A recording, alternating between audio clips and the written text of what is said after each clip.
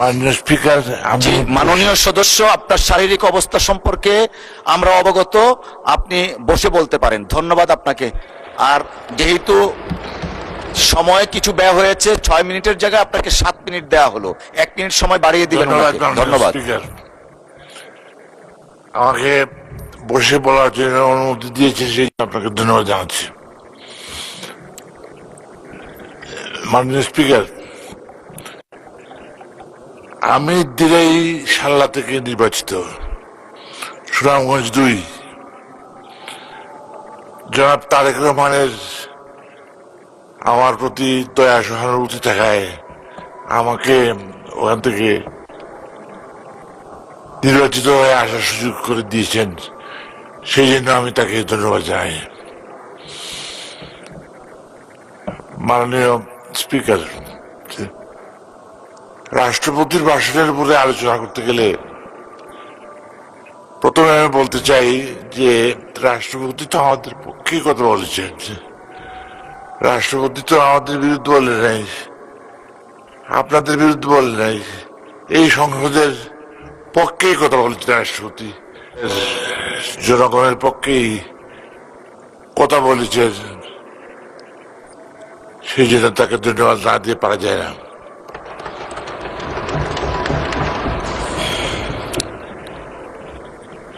মাননীয় স্পিকার,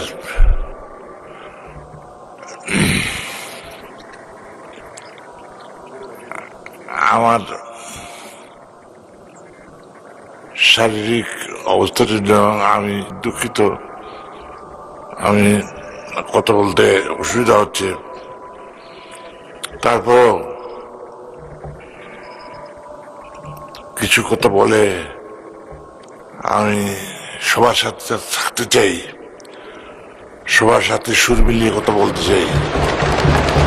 জুলাই সনদ নিয়ে অনেক কথা শুনেছি, অনেকে চেষ্টা করেছে, বলেছেন। তো আমি বলতে চাই, জুলাই সনদ এটা আমাদেরই এক অংশের দাবি। শহীদ যারা হয়েছেন, মৃত্যুবরণ যারা করেছেন, তাদেরকে স্মরণ না করে এই সংসদ অপবিত্র হয়ে যাবে। সেই জন্য আমি বলবো, জুলাই সনদকে যারা শহীদ হয়েছেন তাদেরকে শ্রদ্ধার সঙ্গে স্মরণ করতে হয়। স্বাধীনতার যুদ্ধে 30 লক্ষ মাহবুবের রক্তের বিনিময়ে যে গণতন্ত্র আমরা পাইনি, যে গণতন্ত্র আমাদেরকে দেওয়া হয়নি, সেই গণতন্ত্র এই জুলাই সনদের মাধ্যমে আমরা অর্জন করেছি, এবং এই দেশে বাস্তবায়ন হয়েছে, এবং এই জুলাই সনদের মাধ্যমে গণতন্ত্র বাংলাদেশে এসেছে। আমি এই দেশের সমস্যা দিয়ে কিছু বলতে হয়, না বললে উপায় নাই। আমাদের দেশে রাষ্ট্রপতির ভাষণের পরে বলতে হয় হাসপাতালের কথা, বলতে হয় ধান আমাদের ফসল নিয়ে গেছে, বলতে হয় যে আমরা কিভাবে অর্থদণ্ডের মধ্যে পড়েছি, আমাদের কিভাবে মুশকিল হয়েছে, এবং আমরা এই ফসল বিনষ্ট হওয়ার কারণে আমাদের সারা দেশের এলাকার মারাত্মক ক্ষতি হয়েছে, যেটা পূরণ করা সম্ভব নয়। তাই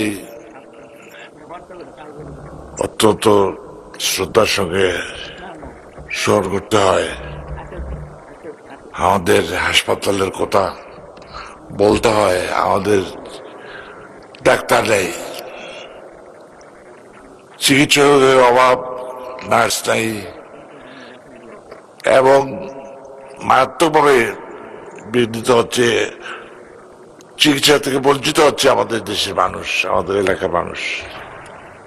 তাই বলতে হয় যে ডাক্তারের ব্যবস্থা করুন, স্বাস্থ্যমন্ত্রী সাহেবকে বলতে হয় দয়া করে নার্সের ব্যবস্থা করুন, দয়া করে অপারেশনের ব্যবস্থা করুন। এটা আমাদের মৌলিক অধিকার। জি, ধন্যবাদ মাননীয় সদস্য, অসংখ্য ধন্যবাদ আপনাকে।